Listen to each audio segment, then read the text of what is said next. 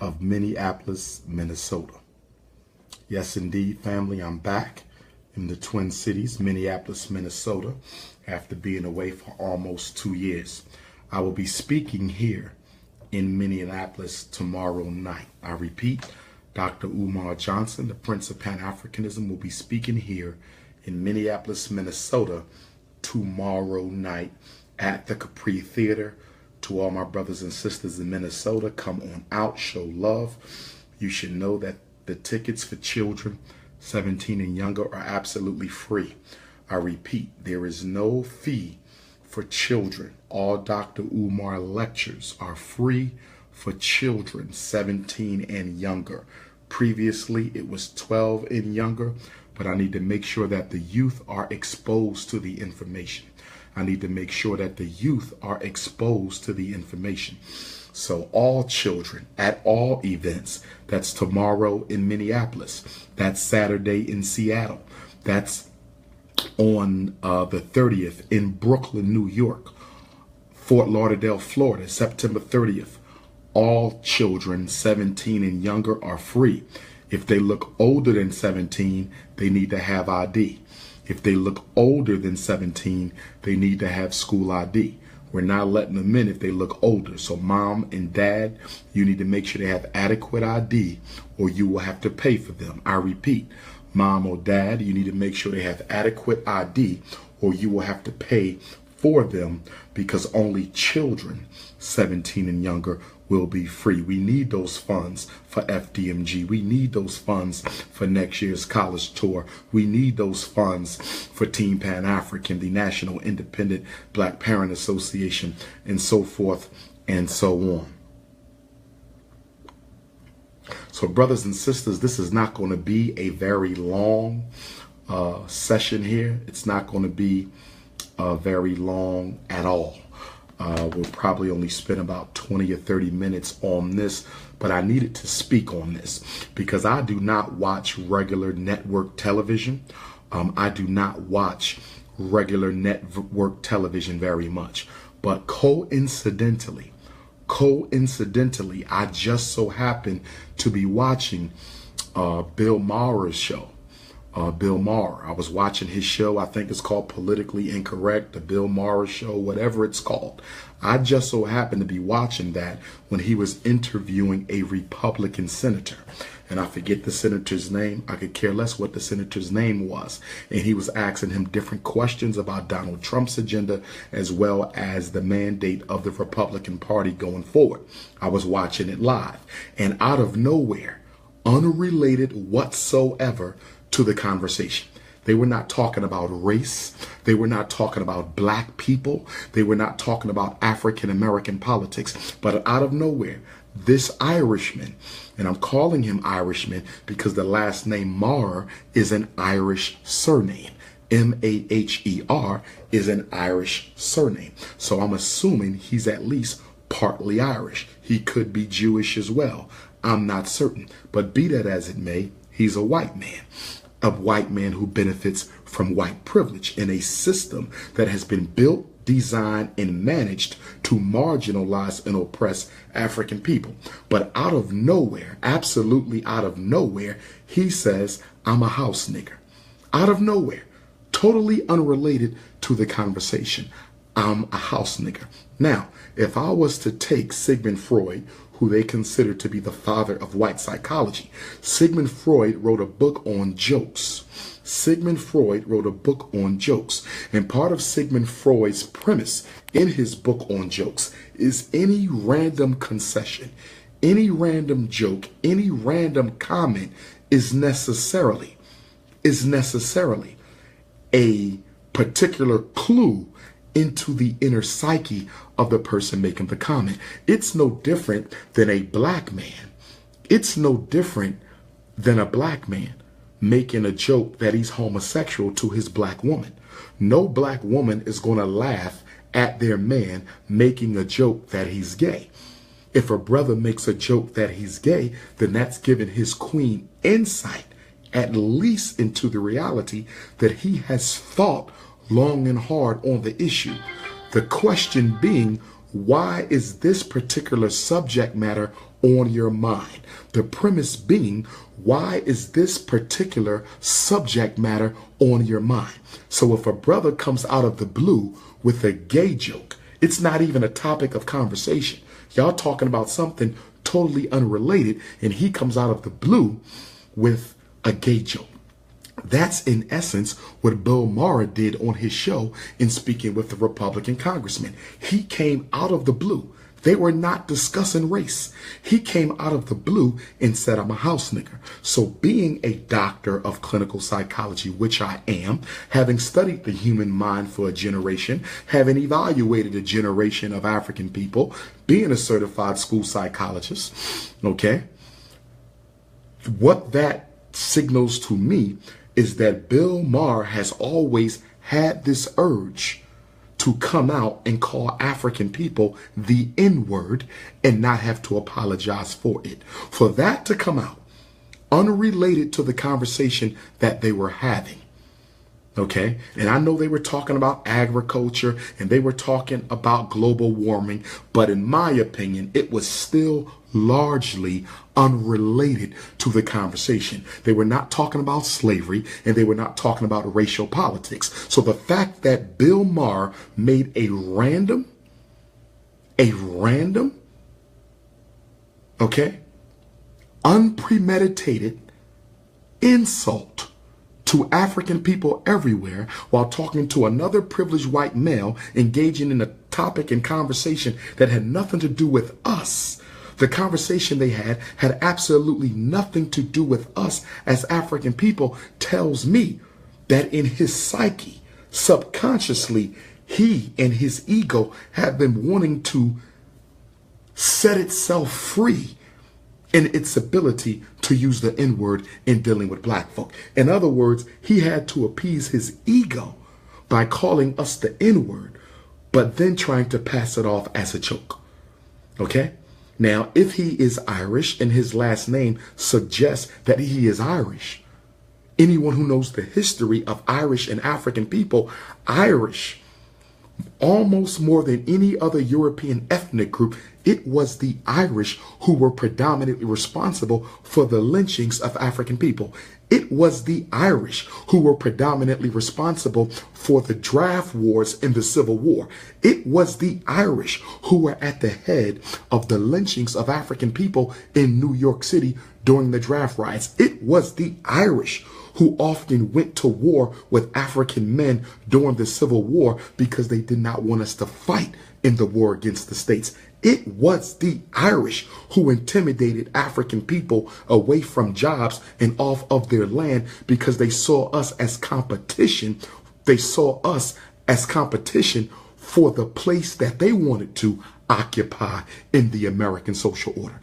So for an Irish man, given the history of oppression that the Irish people have carried out against African people, for him to make a joke about a house nigga is absolutely unacceptable. It is unacceptable to me. It is unacceptable to you. And it should be unacceptable to Ice Cube as well. And I'm going to get back to our brother Ice Cube because I do have a lot of respect for him, but I also need to clarify my brother's contradictions as well. I'm going to get to him in a minute.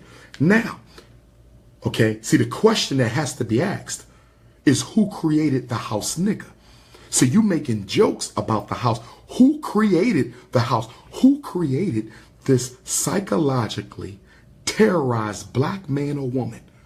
Who created this docile, weak and meek, apologetic African who felt the only way they could survive was to imitate, copy, and parrot the slave master, who felt the only way they could protect their children was to do exactly as the master did, to the point that you were a better white man than your slave master was. See, we have to talk about the tragedy of the house Negro. There needs to be a conversation about the tragedy of the house Negro. Because many of us in America, Black America, we still struggle. We still struggle with the house Negro complex. And if Bill Maher wanted to show some degree of respect to African people, he would have just said house Negro. He could have simply said, I'm a house Negro. But he didn't say, I'm a house Negro. He said, I'm a house nigger. He didn't say, I'm a house Negro. He said, I'm a house nigger. And not to mention that when slavery ended, the American social order used the Irish man. The American social order legitimized and institutionalized the racist aggression that Irish people have always had and have practiced against Africans in America since the Irish showed up on the shores of America during the Irish potato famine, when Irish were dying in the thousands and they came to America seeking and searching for a better life. And once they showed up in America, they immediately went to war with us to take away the small little jobs and lackluster so-called opportunities that they felt that we had. So when the Civil War ended, the American social order gave these racist Irish. They legitimized the racism of Irish against African people by giving them a monopoly on the police department. I'm going to say it again. The American government legitimized and institutionalized the racism of African people. The racism they had against African people by giving them a monopoly on the police departments in this country. So whether Bill Maher is a Jew or Irish, it doesn't matter. They have all participated in the systematic oppression and marginalization of African people. I'm not going to split hairs on his European ancestry, because whether he's Jewish or Irish, they both play a part. But the last name is Irish. So if he is in fact Irish, when you look at the role that the Irish have played in the police departments in the systematic genocide of African people since the end of slavery, he should never have had the audacity to make a statement like that. But see, this begs a conversation on white privilege. This begs a conversation on white privilege. Bill Maher would have never made the comment. Bill Maher would have never made the comment unless he was certain he would get away with it. Bill Maher would have never made the comment unless he was certain that he would have gotten away with it. Now let's contrast that. Let's contrast Bill Maher's disrespectful use of the N-word unnecessarily in an interview on his show with the white senator.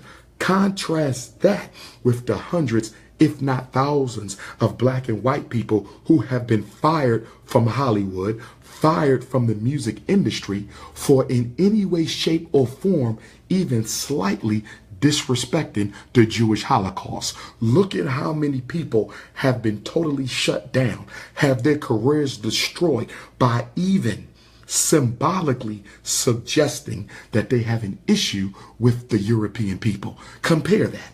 And then we have to compare our good brother's Ice Cube's forgiveness of Bill Maher. Now, I have a lot of respect for Ice Cube. Black man, he has taken different stands on situations. I remember when he left NWA, okay, and the Jewish media cartel tried to destroy that brother, and he stood tall. He stood tall on Rodney King. When I look at even his barbershop movies, although there's coonery in all of them, there's also a very strong social message in his barbershop movies. You know, the second barbershop talked about gentrification, very powerful. The third barbershop talked about genocide, systematic genocide against Africans, particularly in Chicago. And I really appreciated how Brother Ice Cube, I really appreciated Brother Ice Cube with how he showed the positivity of the African community in Chicago. I really appreciated Brother Ice Cube and how he showed the positivity of the African community in Chicago by highlighting how, despite all the challenges our family face in Chicago, that they continue to fight and strive for higher ground. Tremendous respect for Ice Cube.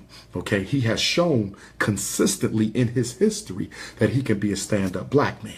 Now, with that being said, I don't believe Brother Ice Cube went far enough. Okay, and what I mean to say by that, and I want to be very clear to my brother Ice Cube, who I respect, and this is not only to Ice Cube, this is for all of us.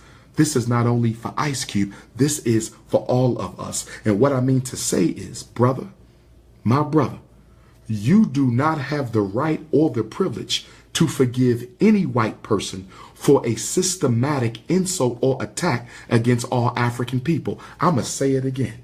I'm going to say it again.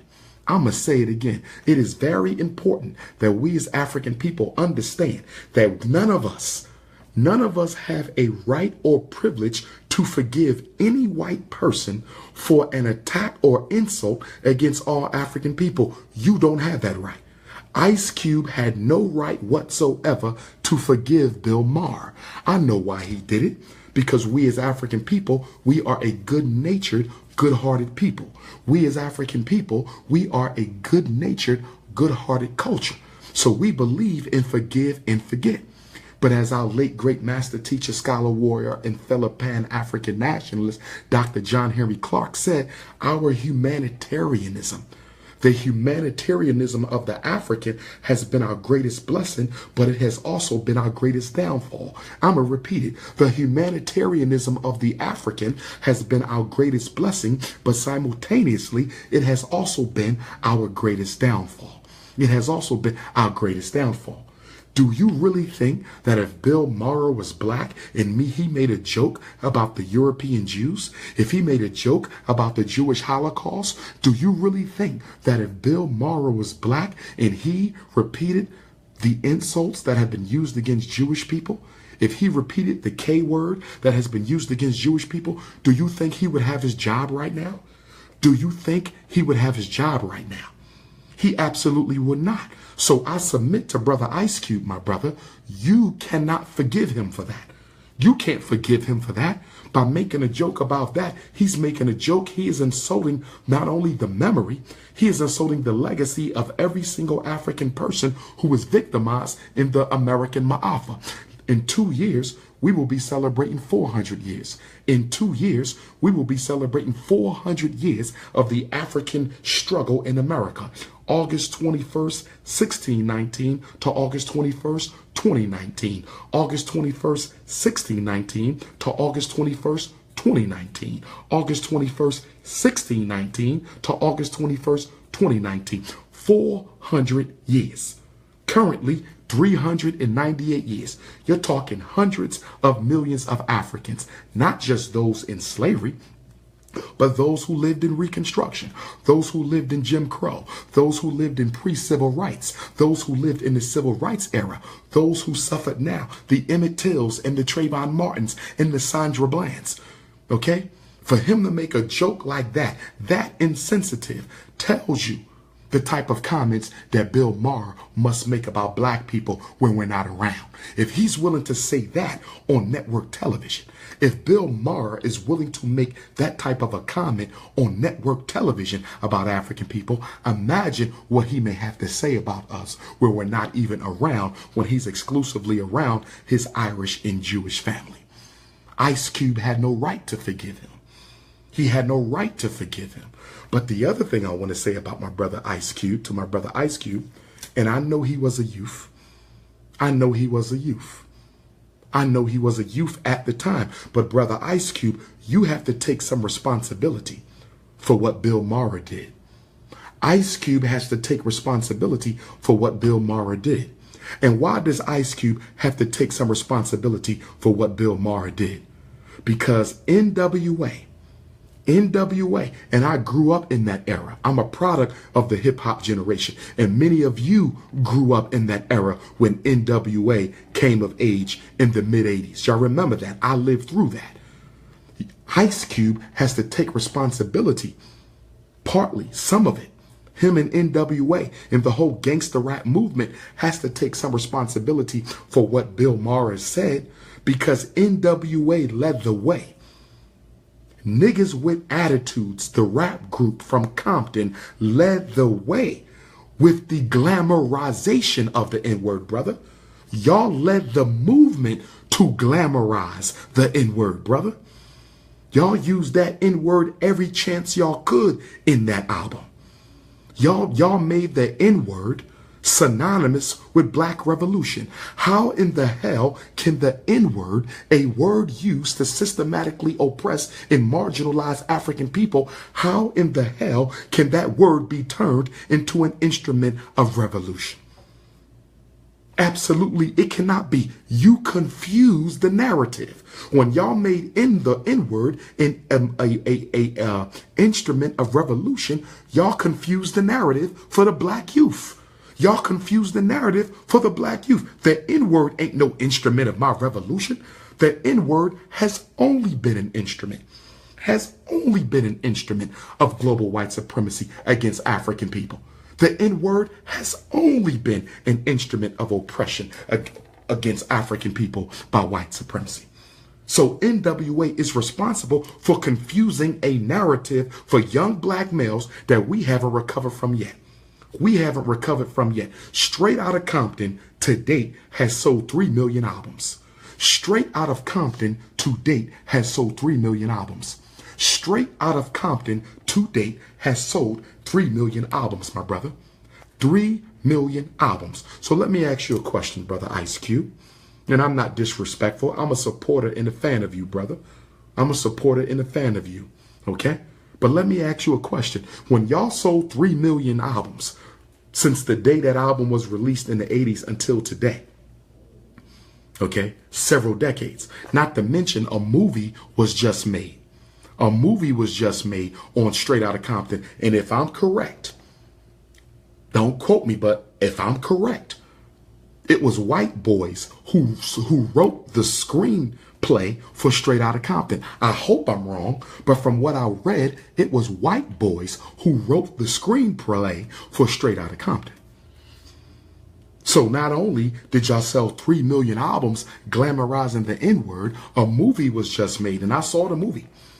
And I thought it was a good representation of what led up to you all incorrectly asserting that the N-word was an instrument of Black revolution. I appreciated the movie for its accuracy because it showed what y'all went through. It showed police brutality. But my brother Ice Cube and Dr. Dre, who's a multi-millionaire, who I believe could have paid reparations to the African community for the mistakes of the NWA era. I believe as rich as Dr. Dre is, he should have paid reparations to the Black community of America for the impact that you all created by glamorizing and revolutionizing the N-word, which should have never been glamorized or revolutionized. Instead of building schools in the Black community, instead of building hospitals in the Black community, instead of building supermarkets in the Black community, instead of building banks in the Black community, our good brother Dr. Dre takes millions of dollars and he gives it to, what was it, University of California with Jimmy Iovine? What did you give them, $50 million, Dr. Dre? Are you serious? A filthy rich white university whose Black enrollment is almost next to nothing. A filthy rich white university whose Black enrollment is almost next to nothing. And Dr. Dre gives them $20 to $50 million. Okay, so they can build a state-of-the-art music department. But what about Howard University, my brother? What about Bethune-Cookman, my brother? What about Cheney, my brother? What about Lincoln, my brother? What about North Carolina State? What about Morehouse in Hampton? What about Spelman? What about all these HBCUs, South Carolina State? All these Black universities that can use $20 to $50 million, and instead of giving it to us, Dr. Dre, you could have given it to Charles Drew. There's an HBCU in Los Angeles. There is a historically Black college in Los Angeles known as Charles Drew University. Because I've spoken there several times. Shout out to Dr. Ernie Smith, the foremost Black Ebonicist in America, who hosts the annual Ebonics Conference. I've spoken there about 3 times at the Ebonics Conference. Okay? You have an HBCU in Los Angeles. Dr. Dre could have given that money to Charles Drew, the HBCU in LA. But instead, you take $20 to $50 million that you owe to Black folks and you give it to a racist white institution. Unacceptable, my brother. Unacceptable, my brother. Unacceptable. So all I'm saying to my brother Ice Cube is, as you chastise Bill Maher, you have to look in the mirror. As you chastise Bill Maher, you have to look in the mirror, because the NWA movement, the NWA movement, the NWA movement is partly responsible for the normalization of the usage of the N-word in the United States and around the world. The NWA, Straight Outta Compton movement, has a serious responsibility that it must accept in the role it played to normalize the usage of the N-word in Black America, white America, and all across the United States. Those 3 million albums that y'all sold, those 3 million albums that NWA sold, who do you think bought most of them? Those 3 million albums that NWA sold, who do you think bought most of them? Those 3 million albums that Straight Outta Compton sold. I'm not even adding Niggas for Life. I'm not even adding the Eazy-E albums. I'm talking purely of the first album, Straight Outta Compton, 3 million. Who you think bought it? I'll tell you who bought it. White kids in the suburbs bought it. When we were growing up in North Philadelphia, the white boys would drive through our neighborhood. The Temple University students, the Drexel students, the University of Penn students, the LaSalle students would drive through Philadelphia bumping NWA. I still remember that as a 6th grader. I still remember that as a 7th grader. I still remember that as an 8th grader. White children bought those 3 million albums. So for Ice Cube to ask Bill Maher, why do you think it was okay to say that?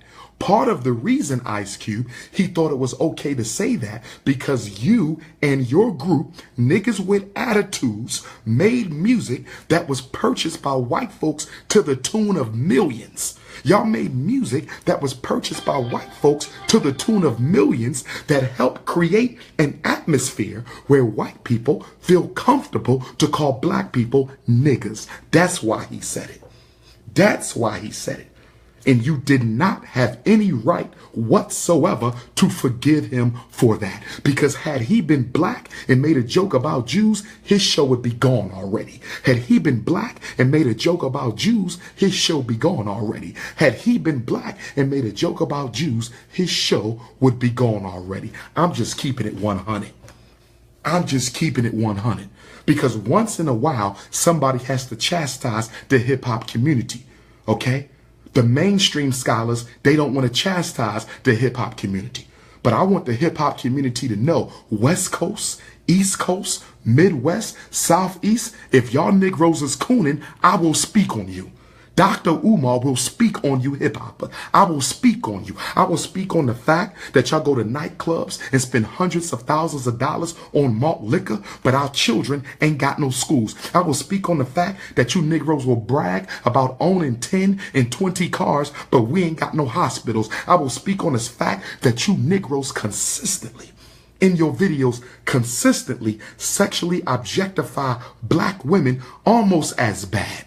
In the hip-hop videos of today, you black men systematically sexually objectify black women almost as bad as the white man has ever done. And you consistently discriminate against brown and dark-skinned black women in your music videos. I'm talking every last one of you. Rick Ross, Jay-Z, Kanye West, Lil Wayne, whoever you want to name. Jeezy, whoever you want to name. And I respect all of you as black men. But something got to be said about the fact that our leading hip-hop artists got a problem with having dark-skinned women in the rap video. I'm going to say it again. Our leading hip-hop artists got a problem having dark-skinned black women in the music video.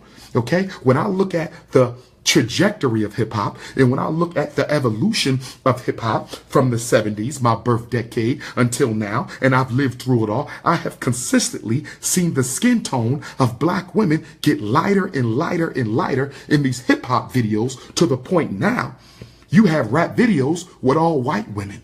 You have rap videos where you have more white women in the rap video than you have black women in the rap video. How you gonna tell me you keeping it real? How you gonna tell me you keeping it gangster? How you gonna tell me you keeping it from the hood and your video got more white women in it than black women in it? Come on, brothers. Come on, brothers. Are you not aware that hip hop itself grew out of the revolutionary energy? Do you think it's a coincidence that as soon as the American government begins its assault on the Black Panther Party of yesterday, hip hop begins to evolve? Hip hop was a continuation of the grassroots revolution of the young black male. Hip hop was a continuation of the evolution of revolution that was controlled, managed, and directed by the unapologetically African alpha male in the black community. I'm speaking facts. I'm speaking facts. So to my brother Ice Cube and to all my other hip hop brothers, the OGs and the young men, the OGs and the young men, the OGs and the young men, I challenge y'all. I challenge y'all to put some black, dark-skinned women in your video. I challenge my brothers.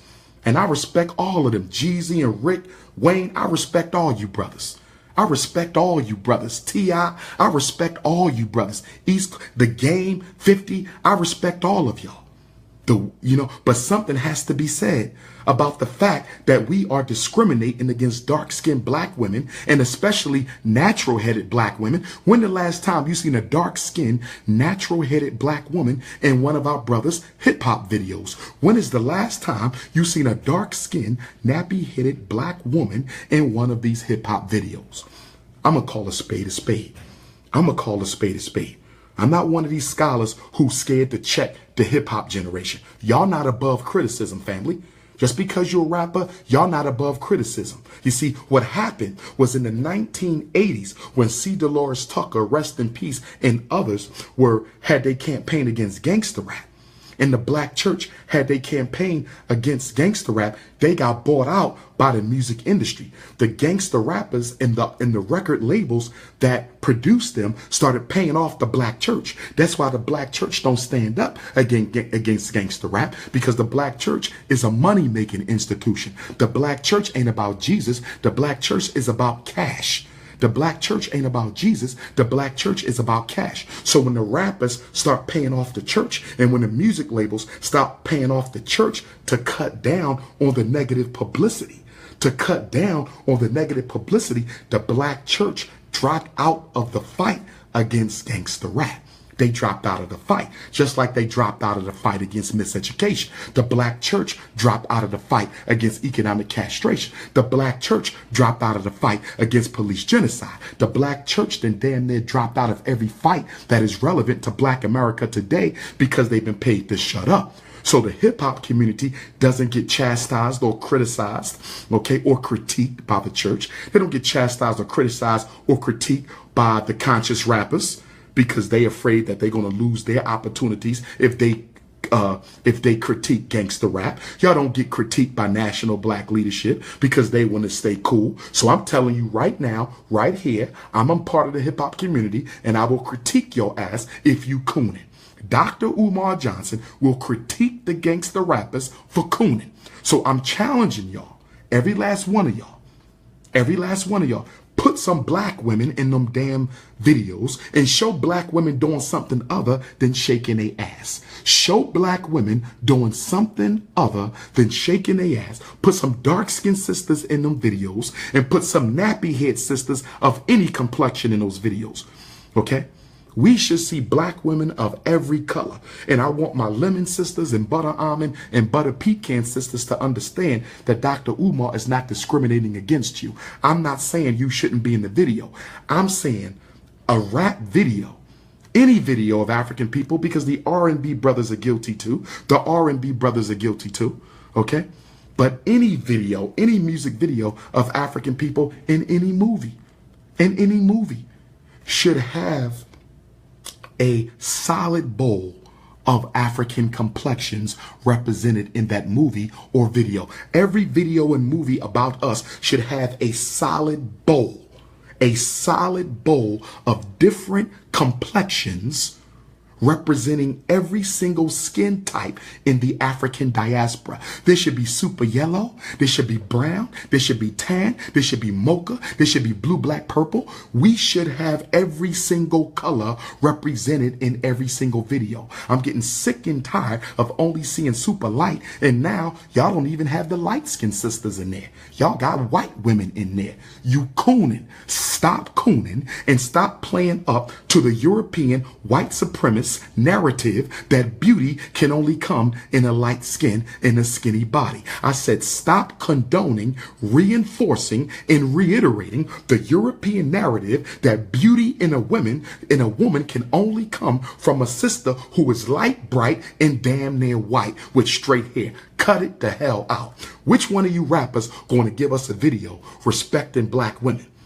I need you to take Tupac, Dear Mama, to a whole nother level where we're going to see every type of black woman in there. From super skinny to full-figured, from chocolate to permed out to nappy-headed. Show me that. Since y'all so gangster, represent us the way we supposed to be represented. Since y'all so gangster, represent us the way that we need to be represented. And I'm not disrespecting my brothers. I'm challenging my brothers. I'm not disrespecting my brothers. I'm challenging my brothers. But y'all been cooning for a long time. And I've been falling back. I ain't been saying much about the hip-hop cooning. I done fell back. I ain't been saying much because a lot of y'all support me. A lot of the hip-hop community, y'all support me and y'all watch me. But damn it, that ain't enough no more. It's time for you to become unapologetic because we at war. Supporting me ain't enough no more, hip-hop community. You got to become unapologetic. You got to become unapologetic. And as far as you hip-hoppers who ain't got black women, I don't give a damn about you. I have no respect for you. I have no respect for you. You running around here pushing an inner city rags to riches narrative with a white or a Chinese woman on your arm. I ain't got no respect for you. I ain't got no respect for you. Okay? Ice Cube, you got to be held accountable too, brother. Ice Cube, you got to be held accountable too. Your barbershop movies. You running around with dark, with light, bright, damn near white too. Where the chocolate sisters in barbershop, Ice Cube? Where are the chocolate sisters in barbershop, Ice Cube? The only time you had a chocolate sister was the second barbershop, wasn't it? Yeah, it was the second barbershop where a brother from Africa who you clown as being some type of umfufu. The African brother in the second barbershop, or was that the first barbershop? It might have been the first barbershop, who you clown as being some kind of umfufu. He ended up dating a beautiful, richly melanated, naturally haired black woman, but she was kind of made mockery of. She wasn't projected in the barbershop movie as a beautiful black woman. You patronized her. They were the laughing stock of the movie, the richly melanated, dark-skinned African couple. The brother, y'all know who I'm talking about, the brother who worked in the shop and then he started dating the sister. Why did they have to be clowned? Why did they have to be projected as something other than attractive? So Ice Cube, you got to deal with the racism in your own movies, bruh.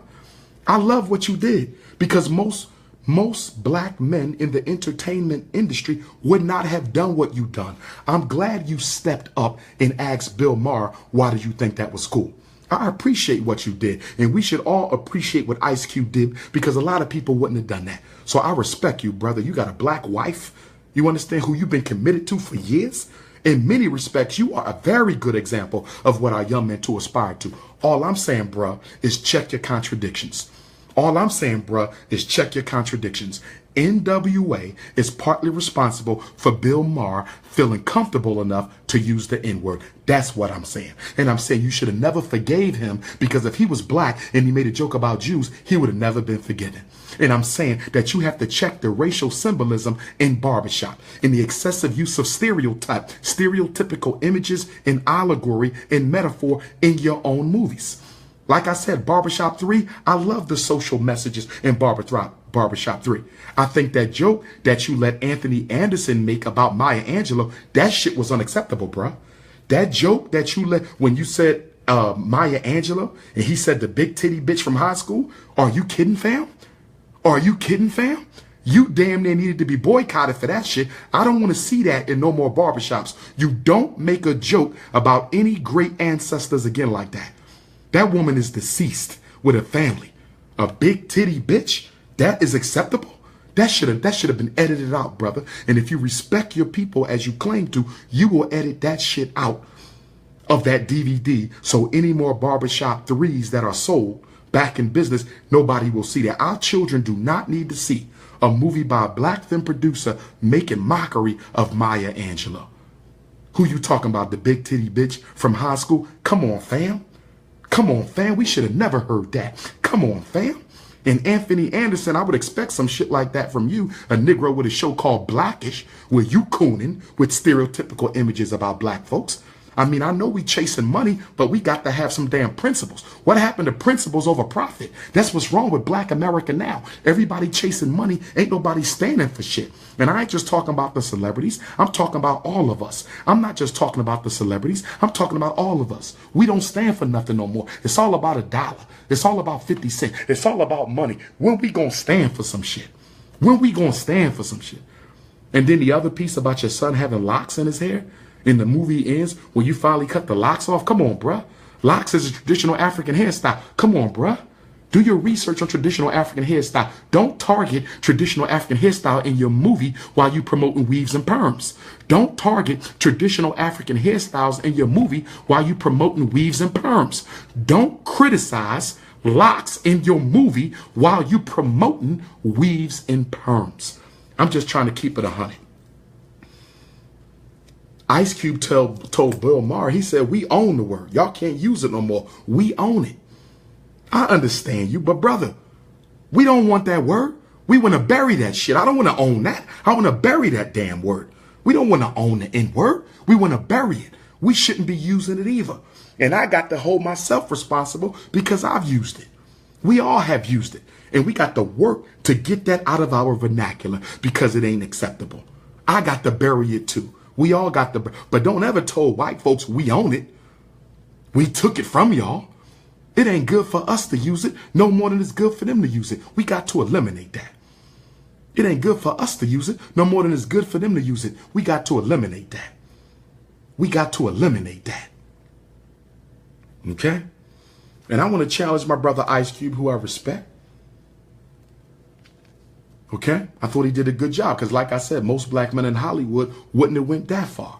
Most black men in Hollywood wouldn't have went that far. Don't forgive him no more, though, bro. Next time you confront a European, all you have to tell them, brother, I cannot forgive what you did. It would take my people to do that. And even my people can't forgive you for what you did. It would take our ancestors to do that. Let them know we a family. We a family. I can't forgive you for using the N-word. Because there's people in my race who've been victimized for that for hundreds of years. Until they forgive you, I can't forgive you. It's just like when black people running around telling white folks we forgive you for slavery. Who the hell are you to tell white folks we forgive them for slavery?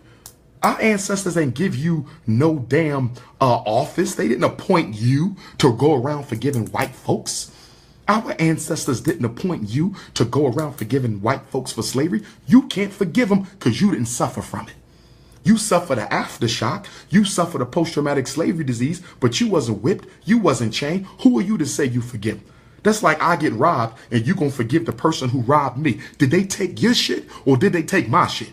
Did they take your shit or did they take my shit? Who are you to forgive somebody who did something to people who ain't even here to speak for themselves? Who are you to forgive white folks for slavery when our ancestors are not even here to speak for themselves? Stop cooning. Stop cooning. But I do want to challenge my brother Ice Cube with this stuff. I do want to challenge my brother Ice Cube with this stuff. When you going to do a docudrama, brother, you about due.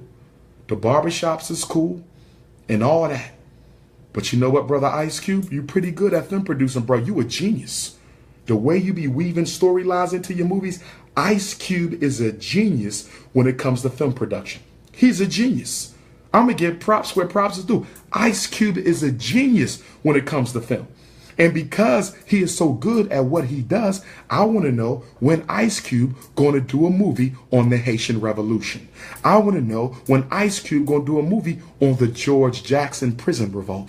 I want to know when Ice Cube going to do a movie on Sandra Bland. When Ice Cube going to do a movie on Tamir Rice. When Ice Cube going to do a movie on Trayvon. When Ice Cube going to do a movie on Freddie Gray. When Ice Cube going to do a movie on Gabriel Prosser. When Ice Cube going to do a movie on Demar Vesey. Ida B. Wells, Fannie Lou Hamer, Martin Delaney, Patrice Lumumba, Kwame Nkrumah. I could be here all day. There's so many great African epics and time periods from our human experience. Take your pick, bruh. Take your pick, bruh. Keep the barbershops going because you got to meet a certain audience at a certain place. I understand, bruh. If you don't sell the movies, it won't be no more movies. I understand, bruh. But while you doing that, give me something strong. John Singleton hit us with the Rosewood. John Singleton hit us with the Rosewood. He should have hit us with more than that, but he hit us with the Rosewood. I give him that. We waiting on you, Ice Cube. We waiting on you, Ice Cube. We waiting on you, Ice Cube. When you gonna hit us up? So this was not a condemnation. I'm glad Ice Cube took a stand. I salute you. I salute you. This was not a condemnation. I'm glad Ice Cube took a stand. I salute you, my brother. I'm just saying you have to take a look at your contradictions too. I'm just saying you got to take a look at your contradictions. My rappers, Rick Ross and Jeezy and Wayne and 50 and Jay and Kanye and Game and all these brothers, the new brothers, I respect all y'all. I'm glad you earning legal money. I respect all y'all.